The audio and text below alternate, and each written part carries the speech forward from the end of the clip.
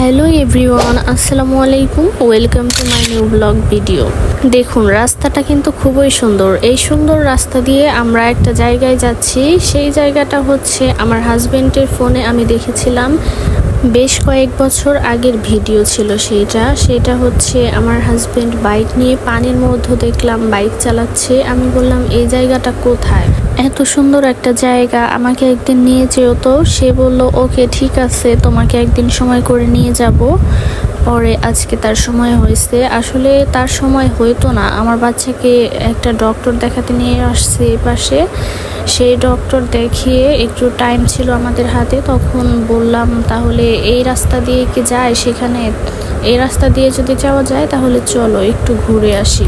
জানি ভিডিওটা দেখে অনেকে রাস্তাটা চিনতে পারছেন, আবার অনেকেই চিনতে পারছেন না। এটা হচ্ছে মানিকগঞ্জ জেলার উথুলি বাস স্ট্যান্ড থেকে ডান দিকের রাস্তাটা ধরে যেতে হয়। শশীনারার ওই দিকে একটা রাস্তা, এই রাস্তাটা থেকে আমি অনেক কিছুই দেখতে পেলাম। দেখুন, দুটো বয়স্ক লোক একসাথে হেঁটে যাচ্ছে, কি সুন্দর। দুজনে গল্প করতে করতে যাচ্ছিল, বাট আমাদের গাড়িটা দেখে তারা দুজন দুই সাইডে চলে গেল।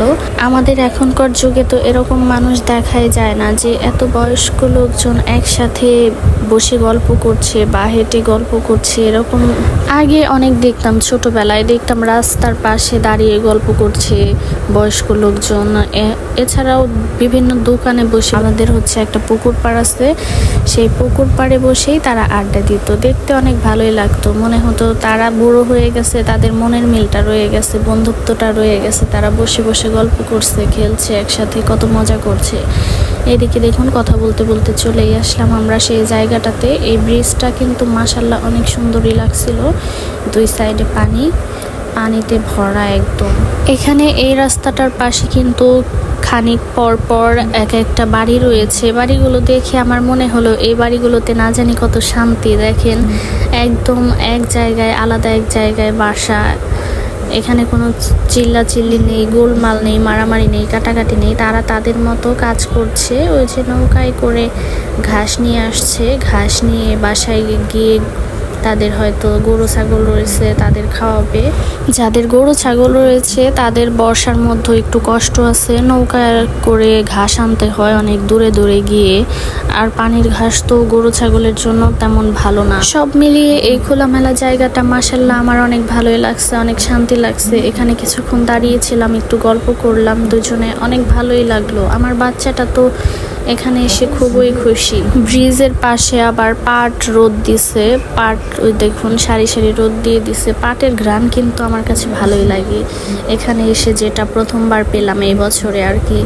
অন্য সব বছরে পাটের ঘ্রাণ পাইছি, কিন্তু এবার আমাদের বাসার ওখানে কারোর পাটের তেমন কোনো দেখলাম না, সেই জন্য ঘ্রাণও পাইনি। এখানে এসে এগুলো মেলা দেখে ঘ্রাণটা পেলাম, ভালোই লাগলো। দেখুন, নৌকা নিয়ে দুজন লোক কিন্তু কাছে চলে আসছে। এই ব্রিজের নিচ দিয়ে মনে হয় তারা যাবে। যাই হোক, সব কিছু দেখলাম, একটু ভালো লাগলো। এরপর আমরা বাসায় চলে যাচ্ছি। সব মিলিয়ে আজকের ভিডিওটা কেমন হয়েছে অবশ্যই জানাবেন। আল্লাহ হাফেজ।